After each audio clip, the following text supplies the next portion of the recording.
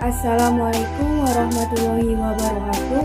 Perkenalkan, saya Rosiana Zulfa dengan NIM 28921501187 dari Fakultas Ekonomi dan Bisnis Prodi Manajemen Syariah.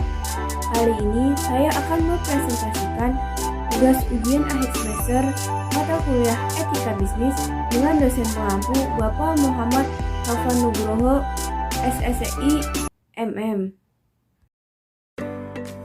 Berikut materi yang akan saya sampaikan yaitu ada pasar persaingan sempurna, pasar persaingan tidak sempurna, etika konsumen, dan etika periklanan. Yang pertama ada pasar persaingan sempurna. Pasar persaingan sempurna adalah pasar yang di dalamnya terdapat banyak penjual dan pembeli. Namun demikian, kedua pihak tidak dapat menentukan harga karena harga telah ditentukan oleh pasar itu sendiri, keseluruhan permintaan dan penawaran. Selain itu, para pelaku ekonomi di pasar persaingan sempurna juga sama-sama telah mengetahui kondisi dan memiliki informasi yang terkait dengan pasar. Tidak ada campur dari pemerintah dalam pasar persaingan sempurna. Pasar persaingan sempurna disebut-sebut sebagai jenis pasar paling ideal karena dianggap mampu menjamin terwujudnya efisiensi pasar. Berikut adalah ciri-ciri pasar persaingan sempurna. 1. Jumlah pembeli dan penjual banyak. 2. Barang atau jasa yang diperjualbelikan bersifat homogen. 3.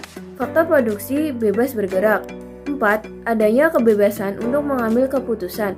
5. Pembeli dan penjual mengetahui keadaan pasar. Dan 6. Produsen bebas keluar masuk pasar. Yaitu ada pasar bebas. Menurut Adam Smith, yang sering dijuluki sebagai Bapak Ekonomi, mengatakan bahwa pasar bebas sudah memberikan kebebasan pada masyarakat luas untuk bisa membuat dan melakukan kegiatan jual beli barang sesuka hati mereka. Selain itu, pasar bebas pun mampu membuka pasar hingga ke luar negeri dan melahirkan persaingan ekonomi yang lebih luas, yang mana setiap orang secara alami tentu akan lebih memilih barang dengan harga yang murah demi memperkaya dirinya sendiri tanpa adanya campur tangan pemerintah. Tujuan dari pasar bebas itu sendiri yaitu 1. Meningkatkan pendapatan negara. 2. Meningkatkan perekonomian negara. 3. Memperluas pasar. 4. Memenuhi kebutuhan dalam negeri. Kemudian, ciri-ciri pasar bebas.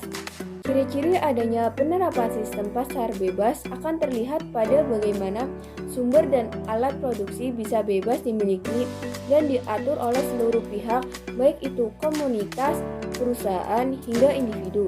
Selain itu, ciri lain dari pasar bebas juga adanya pembagian kelas, seperti adanya kelas pekerja dan pemilik modal dalam suatu perekonomian masyarakat.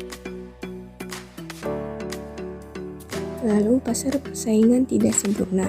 Sebenarnya, apa itu pasar persaingan tidak sempurna?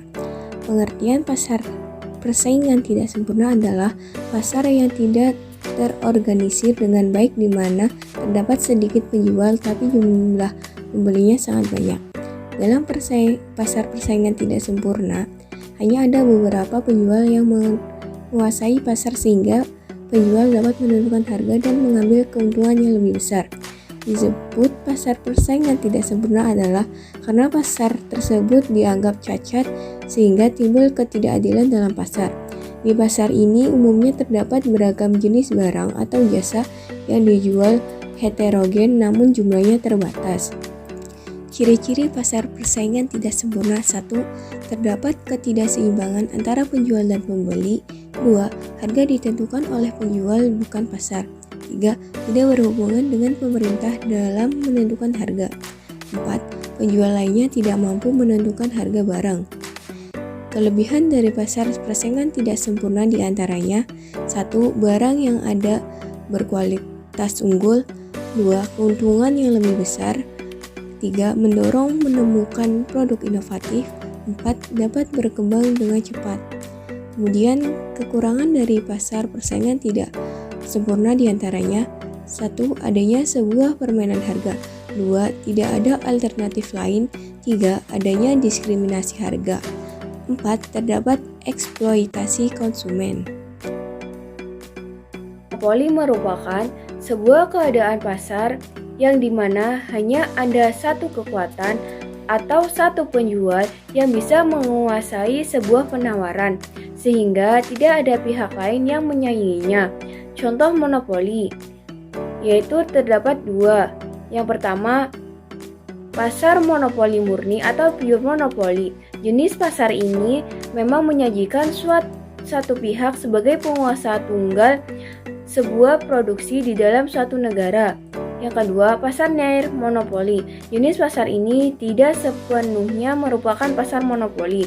Jadi, dalam satu keadaan suatu pihak bisa menjadi penguasa absolut, tetapi dalam keadaan yang lain rumus ini tidak berlaku demikian. Ciri-ciri pasar monopoli: 1. Hanya ada satu produsen. 2. Tidak ada substitusi barang produksi. 3. Produsen menjadi penentu harga. 4. Produsen tidak melakukan promosi.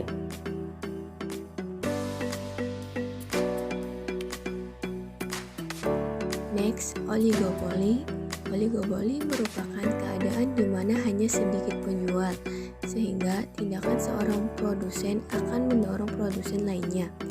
Oligopoli adalah kondisi pasar di mana didominasi oleh beberapa pelaku usaha yang memiliki skala produksi atau modal yang besar. Pasar oligopoli terdiri dari beberapa produsen, 2-5 produsen, sedangkan apabila terdiri 2 perusahaan disebut duopoli. Sumber muncul oligopoli. Secara praktis dan teoritis, munculnya oligopoli bersumber dari 1. Skala ekonomi yang dioperasikan sangat besar sehingga hanya sedikit perusahaan yang memasok pasar. 2. Kebutuhan investasi yang besar. 3. Sedikit perusahaan yang memiliki hak paten yang eksklusif untuk memproduksi komoditas tertentu. 4. Pemerintah memberikan waralaba kepada perusahaan tertentu untuk bergerak di pasar. Ciri-ciri oligopoli yaitu menghasilkan atau menjual barang standar maupun barang berbeda. Kekuatan menentukan harga terkadang lemah atau kuat. Next, monopsoni. Apa itu monopsoni? Monopsoni adalah bentuk pasar yang di dalamnya hanya terdapat satu penjual dan satu konsumen yang menjadi pembeli tunggal. Kelompok pengusaha selaku pembeli tunggal ini menguasai pasar komoditas dan dapat memunculkan potensi persaingan tidak sehat. Monopsoni merupakan sebuah kebalikan dari monopoli yang dikuasai oleh satu penjual besar. Kemudian, kelebihan pasar monopsoni yaitu kualitas barang yang terjamin, meningkatkan kreativitas dan inovasi baru, kemudahan menentukan harga, jalur distribusi yang lebih lancar. Lalu, kelemahan pasar monopsoni yaitu tidak adilnya perilaku pembeli, pihak pembeli tidak memperdulikan penjual. Masalah ekonomi hanyalah tanggungan penjual saja. Ciri-ciri monopsoni sendiri yaitu 1. Hanya ada satu pembeli. 2. Harga ditentukan oleh pembeli. 3. Produknya adalah bahan mentah. 4. Pendapatan yang tidak merata. 5. Sering terjadi perselisihan. Next, oligopsoni. Oligopsoni adalah suatu bentuk pasar yang di dalamnya terdapat 2 atau lebih pembeli, umumnya pelaku usaha, yang menguasai pasar dalam hal penerimaan pasokan atau berperan sebagai pembeli tunggal barang atau jasa di suatu pasar komoditas. Pada pasar ini, pembeli merupakan pelaku usaha yang membeli bahan mentah lalu menjualnya kembali kepada konsumen akhir. Dalam pasar ini, pembeli memiliki peran besar dalam hal penentuan harga barang di pasar tersebut. Kemudian contoh pasar oligopsoni yang ada di masyarakat. 1. Produksi rokok. 2. Pasar wortel atau cabai. 3. Jasa konstruksi bangunan. Ciri-ciri pasar oligopsoni. 1. Terdapat beberapa pembeli. 2. Umumnya pembeli adalah distributor. 3. Produknya adalah bahan mentah. 4. Harga pokok cenderung stabil. 5. Jenis barang sedikit. 6. Pendapatan merata. Kemudian, etika konsumen, ada bisnis dan perlindungan konsumen. Berdasarkan kenyataan yang tidak dibantahkan bahwa bisnis merasuki seluruh kehidupan semua manusia, maka dari perspektif etis, bisnis diharapkan dan dituntut untuk menawarkan sesuatu yang berguna bagi manusia dan tidak sekedar menawarkan sesuatu yang merugikan hanya demi memperoleh keuntungan. Kondisi konsumen yang banyak dirugikan memerlukan peningkatan upaya untuk melindunginya, sehingga hak-haknya dapat ditegakkan. Namun di sisi lain, perlindungan tersebut harus juga melindungi eksistensi produsen yang sangat esensial dalam perekonomian negara. Oleh karena itu, diperlukan perundang-undangan yang dapat melindungi kedua belah pihak. Lalu, perlindungan konsumen adalah segala upaya yang menjamin adanya kepastian untuk memberikan perlindungan hukum kepada konsumen. Hak konsumen yang diabaikan oleh pelaku usaha perlu dicermati secara seksama. Pada era globalisasi dan perdagangan bebas saat ini, banyak bermunculan berbagai macam produk, barang, atau pelayanan jasa yang dipasarkan kepada konsumen di tanah air, baik melalui promosi, iklan, maupun penawaran barang secara langsung. Jika tidak berhati-hati dalam memilih produk, barang, atau jasa yang diinginkan, konsumen hanya akan menjadi objek eksploitasi dari pelaku usaha yang tidak bertanggung jawab. Tanpa disadari, konsumen menerima begitu saja barang atau jasa yang dikonsumsinya. Oleh karena itu, masalah perlindungan konsumen perlu diperhatikan. Next, hubungan produsen dan konsumen. Ada beberapa aturan yang perlu dipenuhi dalam sebuah kontrak yang dianggap baik dan adil, yang menjadi dasar bagi hak kontraktual setiap pihak dalam suatu kontrak, yaitu kedua belah pihak mengetahui sepenuhnya hakikat dan kondisi persetujuan yang mereka sepakati. Tidak ada pihak yang boleh dipaksa untuk melakukan kontrak atau persetujuan itu. Kontrak juga tidak mengikat bagi pihak manapun untuk tindakan yang bertentangan dengan moralitas.